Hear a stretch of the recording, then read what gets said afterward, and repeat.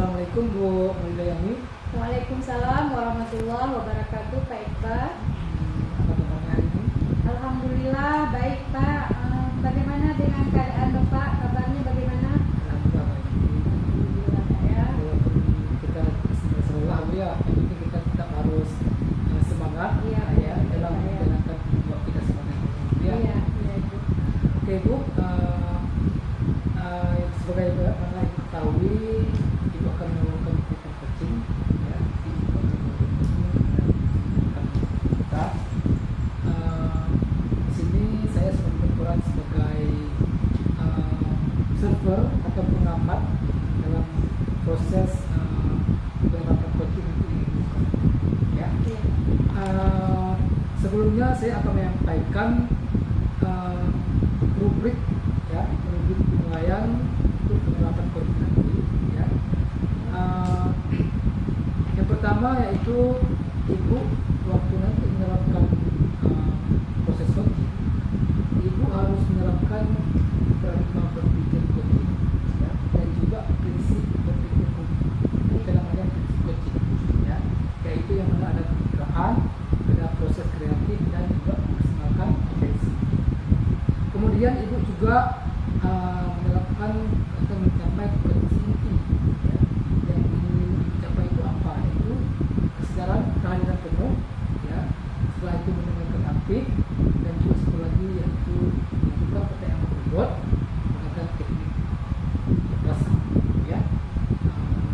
Dan yang paling penting Ibu nanti juga melakukan coaching menggunakan atau melaksanakannya menggunakan alur bertanya, yaitu yang pertama tujuan, setelah itu identifikasi, rencana, dan juga tanggung jawab ya.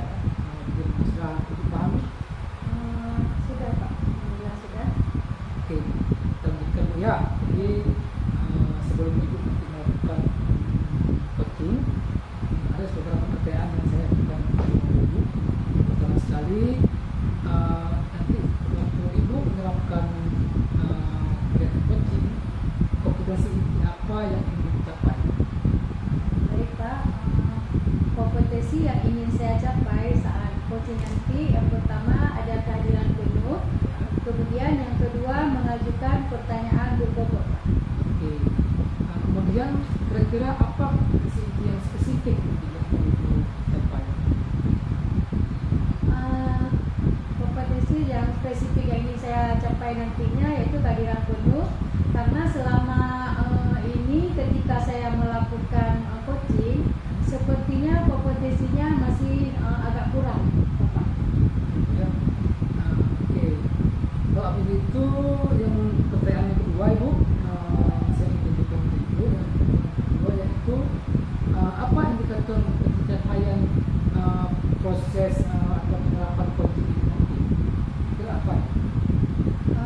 Indikatornya yang ingin saya capai nanti yaitu Pak, saya dapat menggali ide-ide baru dari coaching itu nanti. Saya dapat menggali ide-ide baru dari coaching itu sendiri dalam mendapatkan solusi dari permasalahan sendiri. Kemudian yang dari permasalahan yang dihadapi oleh coaching, pastinya saya hadir secara penuh dan maksimal dalam coaching saya nanti. Oke, jadi Ibu menggali ide-ide baru ya. Iya, benar, Bapak, ya. Seperti itu sendiri, dan juga nanti si coaching ini menemukan solusi. Iya, dari permasalahan yang dihadapi. Oke, baik. Oke, mungkin itu Ibu.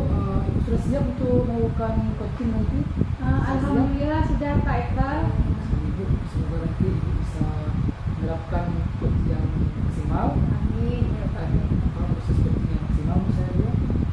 Dan mudah-mudahan nanti setelah ini, setelah itu melakukan partisipasi nanti, setelah melakukan coaching nanti, kita akan melakukan lagi evaluasi setelah melakukan coaching ya. Baik Bapak, terima kasih Pak.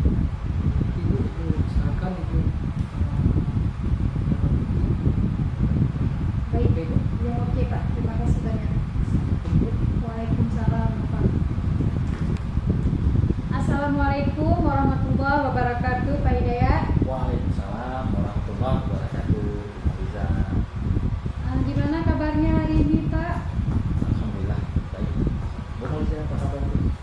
alhamdulillah kabar baik juga Pak Hidayat.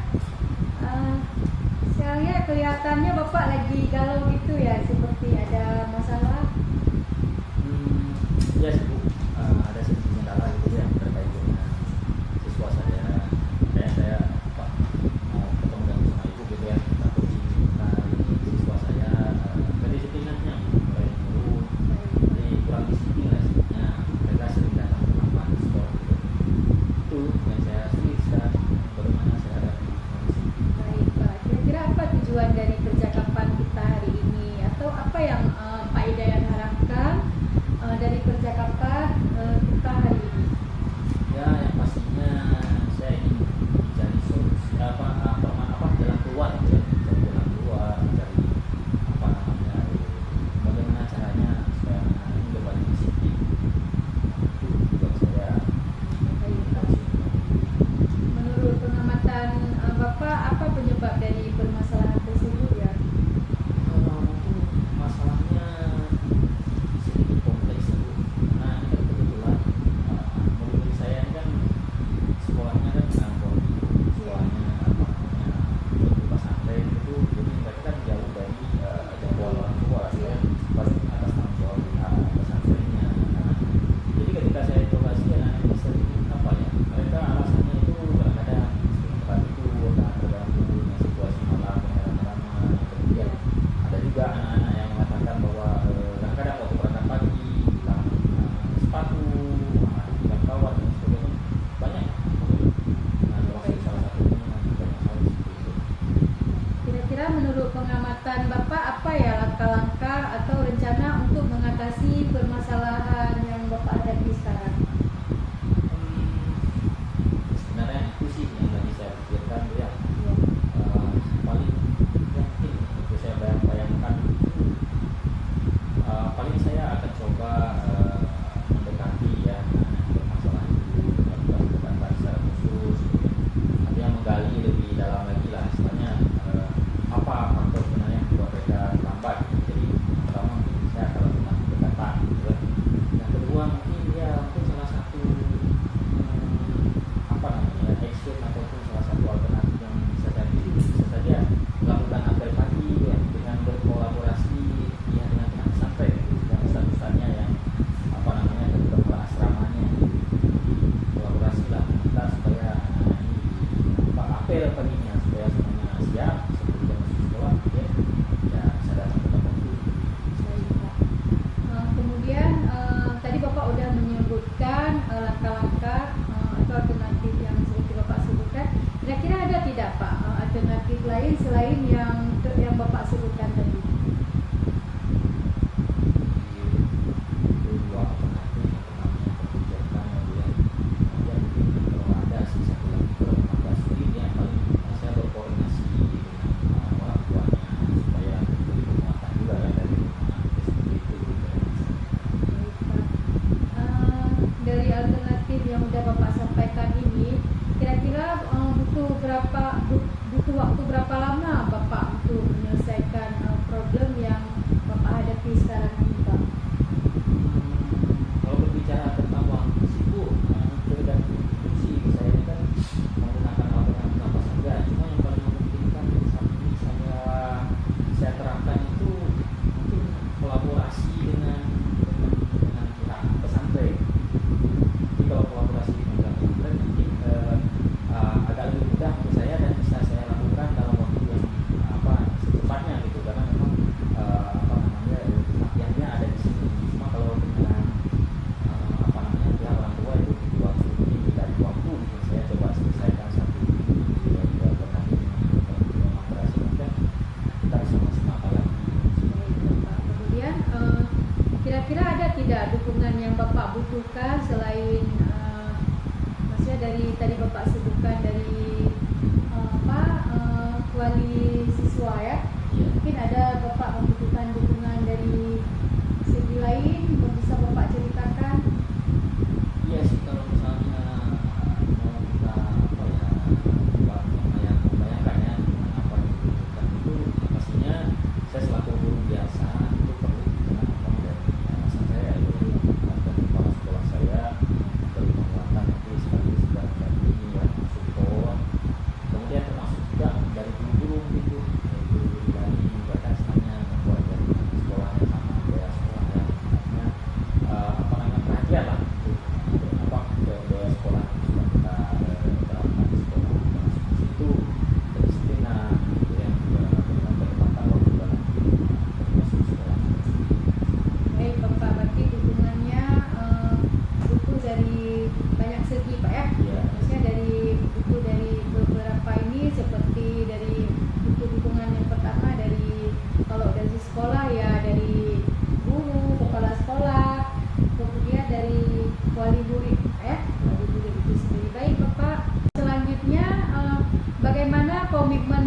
dalam menjalankan rencana ini? Yang pastinya saya sudah sangat bertekad Bu ya, karena memang ini sudah menjadi perhatian saya sejak lama gitu ya, dan alhamdulillah begitu saya diskusi dengan ibu, kemudian ibu mengcoaching saya seperti ini, dan saya sangat bersemangat untuk melaksanakannya dalam waktu dekat secepatnya mungkin. Oke, Bu Mundayani. Oke, Bu Mundayani. Baik, Pak. Tadi saya sudah melakukan pengamatan kepada Ibu terkait dengan coaching. Sudah Ibu lakukan tadi dengan rekan kita. Sekarang saya akan mengajukan beberapa pertanyaan terkait dengan coaching tadi. Pertama sekali, apa yang telah Ibu lakukan terkait dengan coaching? Saya tadi berusaha menerapkan alur tirta, yaitu tujuan, identifikasi, rencana, dan tanggung jawab. Kemudian saya juga berusaha untuk hadir secara penuh dalam coaching tadi, Bapak. Oke, baik.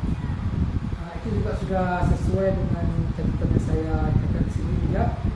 Itu Ibu sudah melakukan basic coaching, yaitu kemitraan di mana Ibu memposisikan diri Ibu secara dengan coaching.